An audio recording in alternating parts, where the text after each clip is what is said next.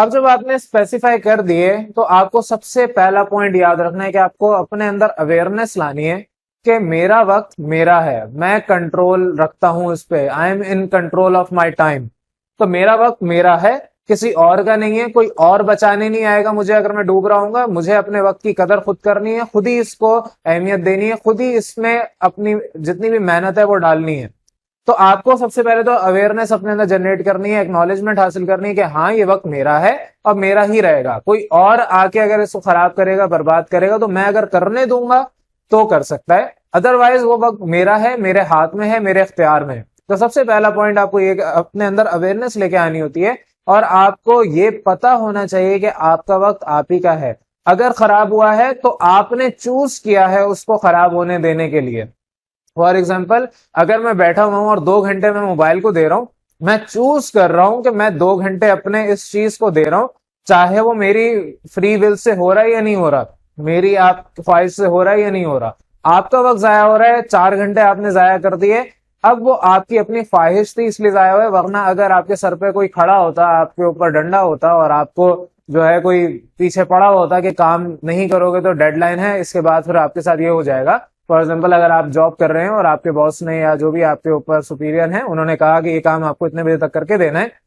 आप नहीं करेंगे, तो एक आपके अंदर डर आएगा। उस डर की वजह से आप जल्दी काम करेंगे और फोकस्ड होकर काम करेंगे। सबसे पहले आपको अवेयर होना है कि आप जो काम कर रहे हैं वो वक्त आपका आपके हाथ में है, ये आप चूज कर रहे हैं कि आप उस वक्त को जाया करेंगे या बचा लेंगे।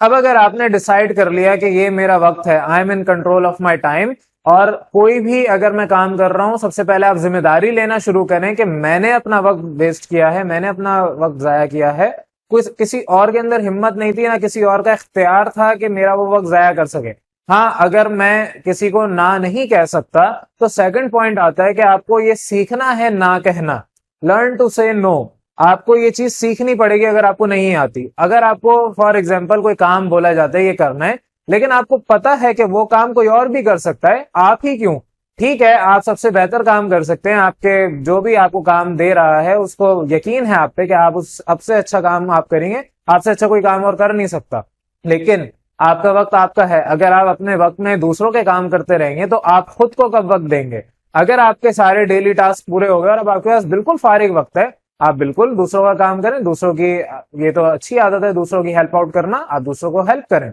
लेकिन अगर खुद का काम नहीं हो रहा, खुद की जिंदगी अभी खराब हुई हुई है, खुद आपका टाइम मैनेज नहीं हो पा रहा, वेस्ट हो रहा है सारा, तो आपको ये बात सीखनी पड़ेगी। यू हैव टू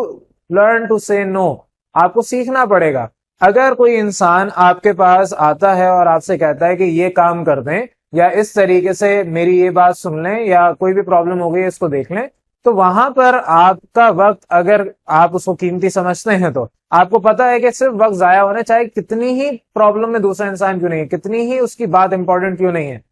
लेकिन अगर वो इंसान वेट कर सकता है, आप अपना काम खत्म करके फिर उसको टाइम दे दें। लेकिन अगर आप अपने सारे काम छोड़ देंगे और बोलेंगे कि ठीक है आ जाओ बता दो क्या बात है या बता दो मुझे क्या करना है, तो वहां पर आपको ना बोलना सीखना पड़ेगा, क्योंकि इस तरीके से छोटे छोटे में करके दूसरा इंसान आपका वक्त पूरा खींच के चूस के ले जाएगा। फॉर एग्जाम्पल, आपके पास गाड़ी है, अब सबको बाहर जाना है, आपको गाड़ी अच्छी चलानी आती है या सिर्फ आप ही हैं घर में जिनको गाड़ी चलाना आती है, लेकिन आपको पता है कि आज आप नहीं जा सकते, आपके पास अच्छा खासा काम है, लेकिन आप वहां पर उनको मना नहीं कर पा रहे, वहां पर आप उनको कह रहे हैं कि ठीक है आओ चलते हैं, अपने काम को साइड पे कर रहे हैं, तो बेटा बाद में आपको मसला होगा, बाद में आपको प्रॉब्लम होगी, क्योंकि आपने अपने काम को तरजीह नहीं दी, आपने अपने काम को प्रायोरिटी नंबर 1 नहीं रखा, आपने दूसरे के जैसी आया उसकी एक रिक्वायरमेंट थी, उसकी एक नीड थी, वो आपने खुद अपने टाइम को अपने काम को साइड पे किया और उसको फुलफिल कर दिया। देखें वक्त तो जा रहा है, वक्त जाएगा, लेकिन अगर आप फॉर एग्जांपल किसी को कहते हैं कि ठीक है आपने जाना है मैं ये काम कर लूं, इतने बजे तक हो जाएगा, उसके बाद चले जाएंगे। अगर किसी को बहुत इमरजेंसी है, बहुत अर्जेंट है, तो आपके पास लाजमी तो नहीं है कि आप ही घर के इकलौते ड्राइवर हैं कि आपको ही सारा काम करना है, आप बाहर जाएं कैब बुक करवा लें, आपके पास टैक्सी वगैरह होती है, आप अब तो ऑनलाइन का जमाना है, घर पे आ जाती है टैक्सी वगैरह, वो कर लें। आपको अपने काम को प्रायोरिटाइज करना पड़ेगा। तो थर्ड स्टेप होता है कि आपको प्रायोरिटी देनी है। आपने सबसे पहले सीख लिया ना कहना, ना तभी कह सकते हैं, इंसान तभी दूसरों को मना कर सकता है जब उसकी प्रायोरिटीज डिफाइन होंगी। और एक बात जहन में रखें कि आपके वालिदैन के अलावा इस दुनिया के अंदर आपके वालिदैन के अलावा कोई दूसरा इंसान आपकी उतनी केयर नहीं कर सकता जितने आपके पेरेंट्स करते हैं। कोई भी इंसान इस दुनिया में, मैं हमेशा कहता हूं कि आपके वालिदैन के अलावा कोई दूसरा तीसरा इंसान नहीं है जो कि आपके वक्त की, आपके जज्बात की उतनी कदर कर सके, उतना एहसास कर सके जितना आप खुद करते हैं। लेकिन इवन आपके पेरेंट्स भी आपके वक्त की उतनी कदर नहीं करेंगे जितनी आप करते हैं। आप जितने वक्त की कदर करेंगे उतना टाइम अच्छे से मैनेज कर सकते हैं। वक्त की जितनी कदर की जाए, टाइम मैनेज उतना अच्छा हो सकता है। तो बेटा यहां से आपको ये चीज सीखनी है कि वक्त की कदर करने से टाइम मैनेज होता है। और कभी भी ये बात अज्यूम ना करें कि आप जिन भी लोगों के साथ रहते हैं, चाहे वो आपसे कितनी ही मोहब्बत क्यों ना करते हो, आपका कितना ही ख्याल क्यों ना रखते हो, आपके लिए कितने ही फिक्रमंद क्यों ना हो, वो वक्त की उतनी कदर करेंगे जितनी आप करते हैं। आप अगर किसी को अपनी जिंदगी के 10 साल भी दे देंगे तो वो 10 साल भी आपके बर्बाद कर देंगे, जाया कर देंगे। उसके बाद भी वो आपसे उतनी ही मोहब्बत करेंगे, उतना ही ख्याल रखेंगे, उतना ही फिक्रमंद होंगे। और अगर आपका वक्त जाया उनकी वजह से होगा तो वो अपने अंदर से गिल्टी भी फील करेंगे, उनको महसूस भी होगा कि उन्होंने कुछ गलत कर दिया, लेकिन फिर भी वो ये सब करने से बाज नहीं आएंगे, इस सब को करने से अपने अंदर सुधार नहीं लेके आएंगे। क्योंकि एक इंसान की फितरत है, नेचर है कि इंसान वो काम करता है जो उसके लिए कंफर्टेबल है, ना कि वो जो आपके लिए सही है। तो यहां पर जितने भी आपके पेरेंट्स ही क्यों ना हो, आपके जितने भी फैमिली मेंबर्स हैं, रिलेटिव्स हैं, बाकी दूसरे दोस्त हैं, आपकी तो बात भी नहीं कर रहा मैं, आपके वक्त की कदर उतनी नहीं कर सकते जितनी आप अपने वक्त की खुद कदर करेंगे। तो यहां पर आपको इस चीज का एहसास होना चाहिए, इस चीज का ख्याल रखना पड़ेगा कि वक्त आपका है और बहुत कीमती है। आपको सबसे पहले तो अपने खुद इंचार्ज होना है, आपको अपना खुद सारी चीजें अपने ऊपर रखनी है कि आपका वक्त जाया हुआ, आप अपने वक्त के खुद कंट्रोल करते हैं, आपके हाथ में, आपके इख्तियार में। दूसरा, आपको अगर दूसरा इंसान आपके वक्त को खींच के लेके जा रहा है या आपसे वो छीन लेता है तो आपको मना करना आना चाहिए। तीसरा पॉइंट आपका ये होता है कि आप प्रायोरिटाइज करते हैं, आप अपने वक्त को जब किसी को मना कर रहे हैं तो अपने वक्त को पहले प्रायोरिटी में डिफाइन कर रहे हैं कि मुझे क्या क्या करना है। फॉर एग्जाम्पल, मेरी पढ़ाई सबसे टॉप प्रायोरिटी है, मेरा कैरियर टॉप प्रायोरिटी पे,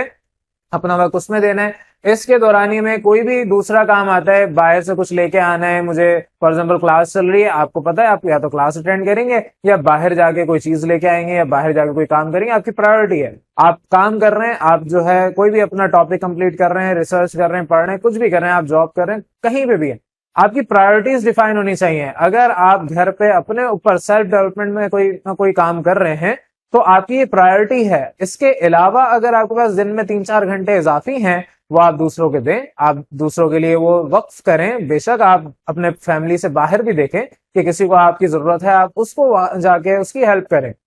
लेकिन अपनी प्रायोरिटीज डिफाइन करना आपको पता होनी चाहिए।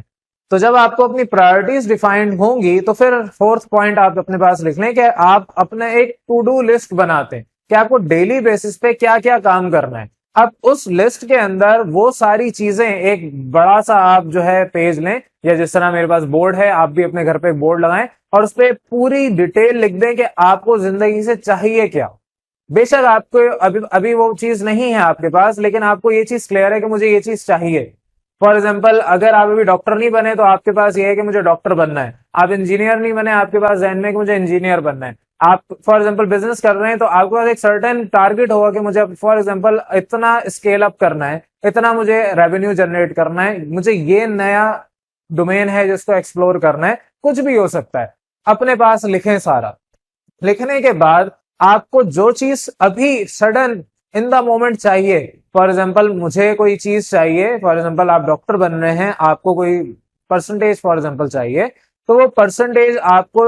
अभी इन द मोमेंट चाहिए। इन द मोमेंट से मुराद क्या होगा? 3-4 महीने का वो शॉर्ट टर्म गोल हो सकता है या 1 साल का शॉर्ट टर्म गोल हो सकता है। आपको डॉक्टर बनना है, आपको लगेंगे 5-7-8 साल जितने भी, लेकिन आप उसको ब्रेक कर सकते हैं शॉर्ट टर्म गोल में 3 महीने, 6 महीने, 8-10-12 महीनों के अंदर।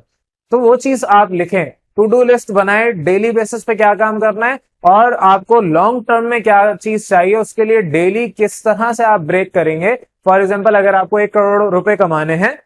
तो आप उसको 1 साल में कैसे कमाएंगे, ब्रेक डाउन करें डेली बेसिस पे कि मुझे पर डे इतने अमाउंट को जनरेट करना ही करना है, तब जाके मैं यहाँ इस टारगेट पे पहुंचूंगा। तो जो भी है अपनी एक लिस्ट बनाए और उसमें आप अपना एक टारगेट बना दें कि ये काम है जिसको मैं कहता हूं डेली हाईलाइट आप कर लें कि डेली ये हाईलाइटेड काम है जिसको आपने करना है नंबर 1 पे। तो इसके लिए एक किताब भी है कि ईट दैट फ्रॉग के नाम से, उसमें आपको यही बताया जाता है कि आपको जो भी काम करना है अपनी प्रायोरिटीज ऐसे डिफाइन करें कि नंबर 1 प्रायोरिटी वो होगी जो कि आपको सबसे मुश्किल काम लगता है लेकिन आपको वो फौरन करना चाहिए ताकि उस काम को करके जान छूटे। फॉर एग्जाम्पल आपसे बोला जाए कि आपने मेंढक खाना है, ईट दैट फ्रॉग टाइटल से ही वाज़ेह, आपको बोला जाए कि आपने मेंढक खाना है और आपको पूरा दिन दिया जाए कि आप किस वक्त खाएंगे, आपके सामने टेबल है, आपको बोला जाए बाकी सारी डिशेज हैं वो सब खा लें लेकिन ये मेंढक आपको लाजमी खाना है, आप चाहें तो इसको पहले खाएं चाहें तो इसको आखिर में खाएं। तो आपकी कोशिश यही होगी कि जाहिर है आप उसको पहले खा लें ताकि अगर टेस्ट गंदा भी होता है, आपको कराहियत भी आती है, तो बाकी सारी चीजें हैं जो कि डिलीशियस हैं वो आप अपने पास कंज्यूम करेंगे तो वो टेस्ट आपका जहन भुला देगा। तो आपको इसी तरीके से ज़ाहिर है मेंढक नहीं खाना है, यहाँ पर आपको अपनी प्रायोरिटीज बनानी है कि आपने नंबर 1 सबसे पहले क्या काम करना है, जो काम सबसे ज्यादा इंपॉर्टेंट है, जो कि आपको सबसे टफ लगता है लेकिन उससे रिजल्ट आगे चल के बहुत अच्छा आपको जनरेट होके मिलेगा, वो आपको सबसे पहले करना है। वो सारे काम जो कि थोड़ा सा टाइम कंज्यूमिंग है, थोड़ा सा डिले करके भी आप कर सकते हैं, जिसको second third fourth, for example आपको बाहर सौदा लेने जाना है, अब वो आप रात को भी जाके ला सकते हैं, पूरा दिन है आपके पास अपना काम करने के लिए, रात को जाएं और अगले दिन पूरे दिन के लिए पहले से ही शॉपिंग करके आ जाएं। तो ये सारी चीजें प्रायोरिटी वाइज आप डिफाइन करें, एक लिस्ट बनाएं